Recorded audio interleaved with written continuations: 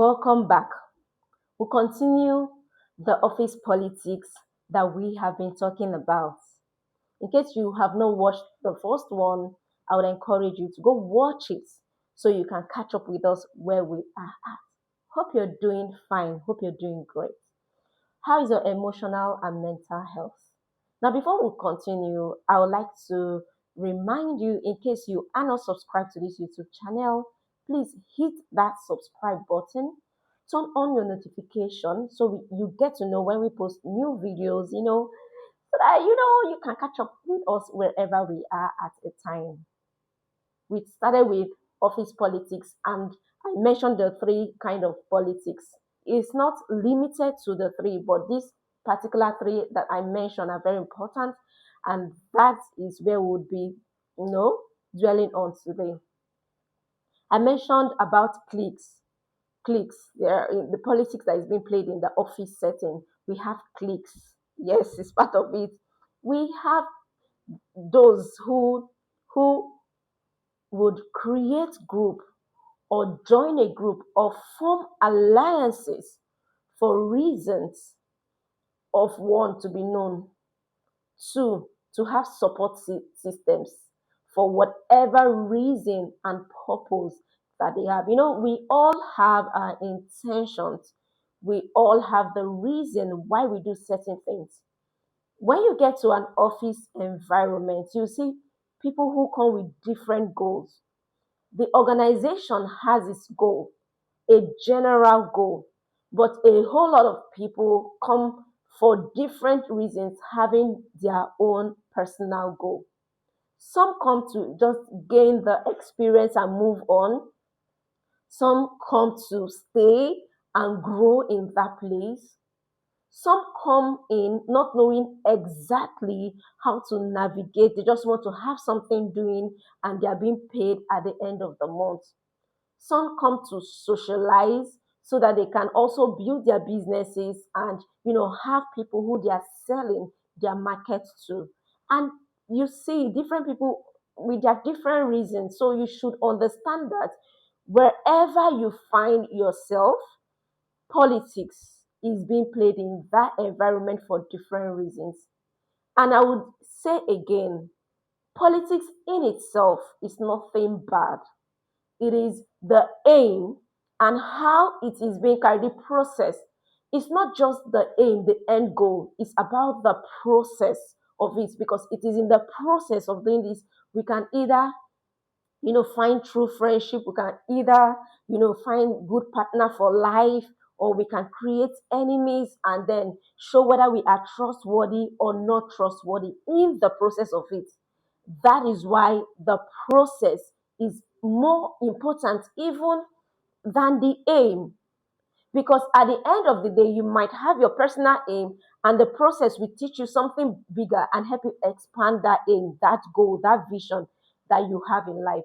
Some people have met the greatest of their business partners in the office places where they wanted to just go and gain experience. So you see, it can be good and it can be bad.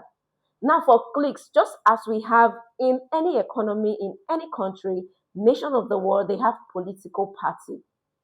You know, whether it's in the US or in Canada or in UK or in Nigeria or in Ghana or in anywhere we find ourselves, there are always political parties. And political parties are formed so that we will have options. We will have different, candidates that run for a position. And most times, when political parties are formed, they have the same goal, they have the same aim, they have the same structure, they have the same everything related to the same ideology, they have the same process, they agree on a particular, you know, person who would go for a thing. Likewise, in the office setting, people form that clique so that they can, either have power over certain things or have that push to fulfill their personal aim. Some people just enter organization, they just want to be at the top. And there's absolutely nothing wrong with aiming to the top. But where you begin to do it in a way to affect someone badly or negatively, then it becomes bad. No matter if you get there or not, that would be bad. So people form cliques for this reason. So you want to watch around, you want to observe and know, okay, if these people are forming cliques and these people are forming cliques, what do I believe in? What are my moral standards? What am I principled? Am I standing for the truth? Because whether we like it, there are people that will just they are there for propaganda, just to push an agenda. So when somebody is not a straightforward person, of course, that is the kind of clique the person will join.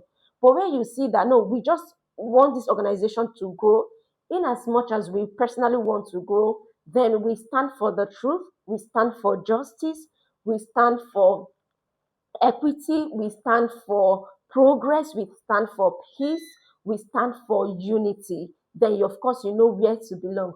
But I would encourage you as you're navigating this office politics that you do it in a way that your conscience would be clear, your conscience will be clear. No matter how much strong face we want to put up to say what I'm doing, I'm right. We know when we are doing things that are destructive to others, to ourselves, and to the organization.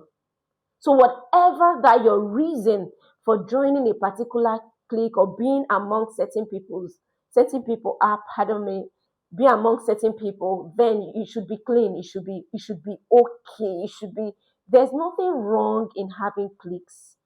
There's nothing wrong in having people to talk to. But the purpose, the aim should not be selfish. There are those who create cliques and yet they match those cliques to climb. They are the ones who will bring ideas, negative ideas.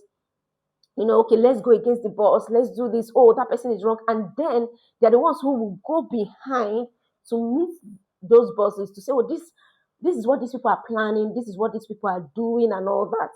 So ensure that your motive is right. Because no matter the height you get to, how you get there matters. How you get there matters. And there is something called karma. The Bible talks about people reaping what they sow. So don't think you're going to trample on people, you're going to play outsmart people, and you're going to play bad and dirty politics to get it to the top. It will come back to haunt you, no matter how high you have climbed. So we want to watch that. Another type of politics that is played in an office setting is proximity. Proximity. Most times people want to be close to the adult head of HR, they want to be close to the CEO, they want to be close to people that have influence and people that take major decisions. They just want to, have that closeness to it. And the trick of this is this, like I would mention, it is not bad in itself to, play politics for proximity. But the trick of it is this, that you are not manipulative. When somebody's kind of politics focuses on proximity, the tendency of being manipulative will be very high. So those are the kind of people who don't really speak the truth, even when they know the truth.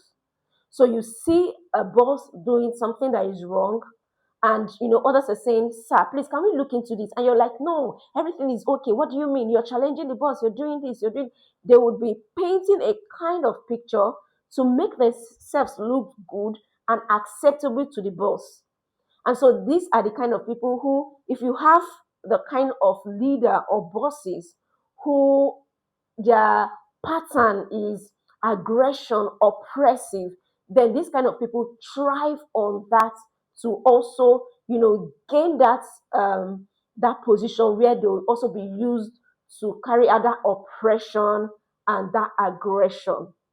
So this is really tricky. If the reason why you want proximity is to learn, to do better, maybe you're hoping to also have your own business, your organization, lead people, and you want to learn one or two things from a leader that you admire, then yes, proximity is okay and can pay you.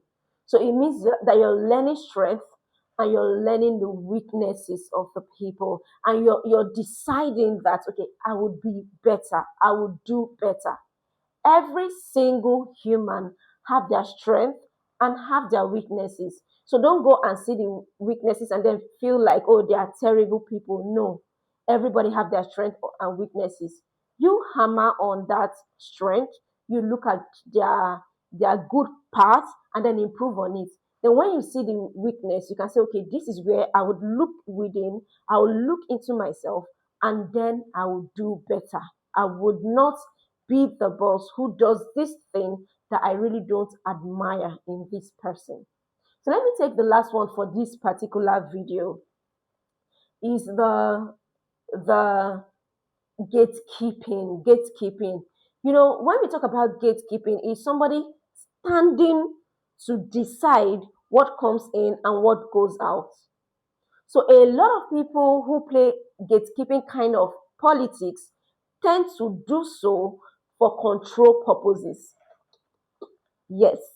Surprise, surprise. Yes. A lot of people who gatekeep, they tend to do so for control purposes. And so these are the people you see hoarding information. They know something, they don't want to pass it down so that they will remain relevant.